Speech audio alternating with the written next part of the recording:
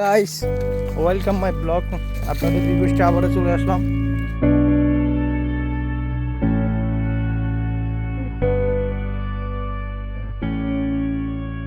রিসোর্টটা অনেক বড়, খালি হাঁটতেছি আর হাঁটতেছি, কেউ নাই। ওই যে এখানে বুকচুর থাকলেও থাকতে পারে।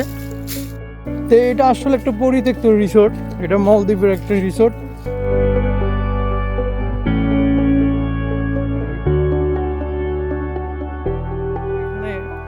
যে 10 বছর আগে হয়তো বা কোনো কারণে তারা রিসোর্টটা বানাতে গিয়ে বানাতে পারে নাই, হয়তো বা টাকার সংকট বা এনি রিজন হইতে পারে, এটা আমরা আসলে জানি না। মালদ্বীপ হচ্ছে যে একটা পর্যটক কান্ট্রি, ঠিক আছে। তো এখানে যে যারা মানে ঘুরতে আসে আর কি, তারা অনেক টাকা ব্যয় করে। প্রায় আমাদের যে রিসোর্ট আছে, আমাদের পার নাইট ওয়ান নাইট যদি আমাদের রিসোর্টে কোনো একটা পর্যটক স্টে করে, তাহলে সেক্ষেত্রে দেখা যাচ্ছে যে প্রায় বাংলার 50 লাখ টাকা 40 লাখ টাকা পর্যন্ত ওদের কস্ট যায়, দিনই কস্ট। সেটা আমাদেরকে দিয়ে দিলে আমরা বিদেশ সরা লাগে না, আমরা বাংলাদেশে থাকতে পারি চাইলে, কিন্তু আমাদেরকে দেয় না আর কি। সমস্যা হচ্ছে যে হ্যাঁ, আমরা অনেক চেষ্টা করি যে মানে গেস্ট যখন আসে তখন আশেপাশে ঘুরি, যদি এক রাতে যদি তারা আমাদেরকে দিয়ে দিত তাহলে তো আমাদের আর বিদেশ সরা লাগে না।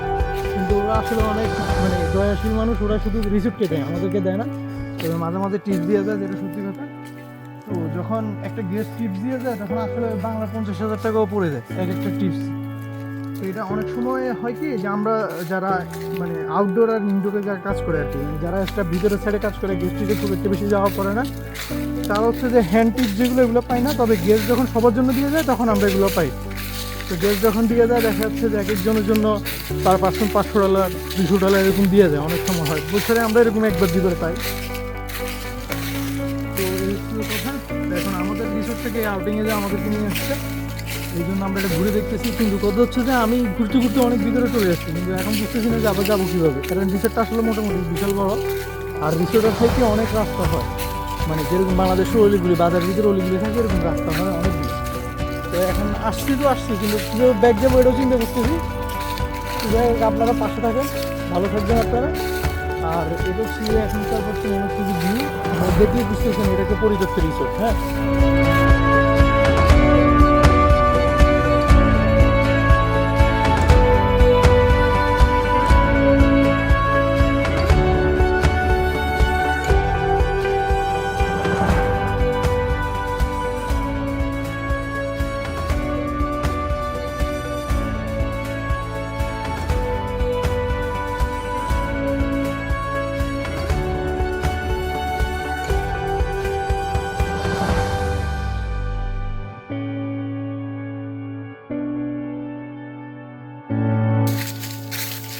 অবশেষে অনেক দূর হাঁটার পর একজন হাসান ভাই কই মুফিজের খেলা হেঁটে দিবে কোবা হাসান ভাই হলো তা। हाँ बुने मी रिसोर्ट कोचे हुंदा नहीं की कोरा मी बत्तर एक्स्ट्रा बुना मी रिसोर्ट बुना पूरा वीडियो करके बुना हाँ कोचे मी राज्य मी नहीं ता कुंता दानी मी वाटर नागा फा कुंता दानी मी कोचे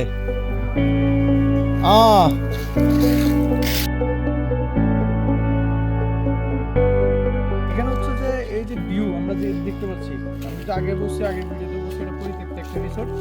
তো এখানে আমরা আসলে কোম্পানির মাধ্যমে এখানে ঘুরতে নিয়ে আসছি, আমাদেরকে মানে আউটিং কোম্পানি থেকে ঘুরতে আসছি।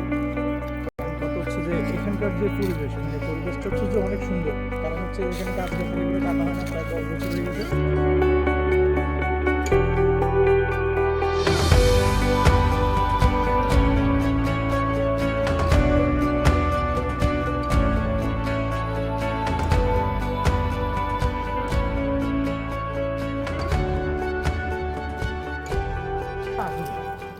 মানে আমার পা পুরো এমনভাবে কামড়ে দিচ্ছে, হাঁটতে হাঁটতে আমি যদি মশা কামড়ায় কেমন লাগে।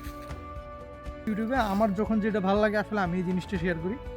এবং কি দেখা যাচ্ছে যে আমি কোথায় ঘুরতে গেলে তখন যে জাস্ট আমি ভিডিওগুলো তৈরি করি আর কি। তা আমার ভিডিও এত সুন্দর না, এত নর্মালি সবাই দেখেও না, আমার মাত্র অল্প কয়েকজন সাবস্ক্রাইবার। আর আসলে রেগুলার ভিডিও তো যারা বানায়, আর আসলে যারা রিয়েল কন্টেন্ট ক্রিয়েটার, তা আমি আমার জাস্ট দৈনন্দিন লাইফের কিছু কিছু ছোটোখাটো মুহূর্তগুলো শেয়ার করেছি। এগুলো আশা করি যাদের ভালো লাগবে তারা তো আমার পাশে থাকবে ইনশাল্লাহ। কোনটা হওয়ার কথা ছিল, এগুলো হচ্ছে যে বিলা আর কি, বিলা বলে। এটা বিলা না স্যার, এটা বিলা না, এটা ভুল বলছেন, এটা বিলা হওয়ার কথা ছিল না। না এটা বিলাই, তুমি দেখো এটা ও আচ্ছা আচ্ছা, হ্যাঁ বিলা। আচ্ছা, আমরা আপনাদেরকে ভিতরে ঢুকে বিলাটা কেমন হয়, দরজা যদি খোলা থাকে, দরজা যদি খোলা থাকে তাহলে অবশ্যই।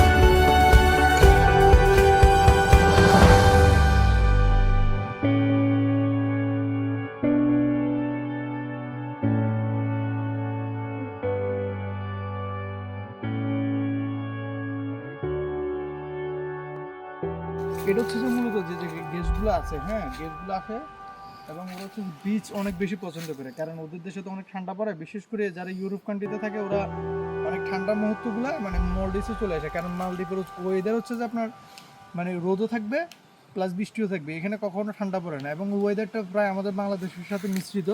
আমরা যারা দেশের বাইরে মালদ্বীপে কাজ করি আমাদের কাছে অনেক বেশি মানে এটা মানে আমাদের শরীরের সাথে অনেক ইউজ টু, আমরা যখন দেশে যাই আমাদের খুব একটা সমস্যা হয় না। এবং কি মালদ্বীপের ওয়েদারটা বাংলাদেশের ওয়েদারের সাথে একদম পুরোপুরি। আপনাদেরকে আমরা বীজ দেখাচ্ছি, মালদ্বীপের যে যে সাগরটা দেখাচ্ছি ওটা দেখাই আপনাদের।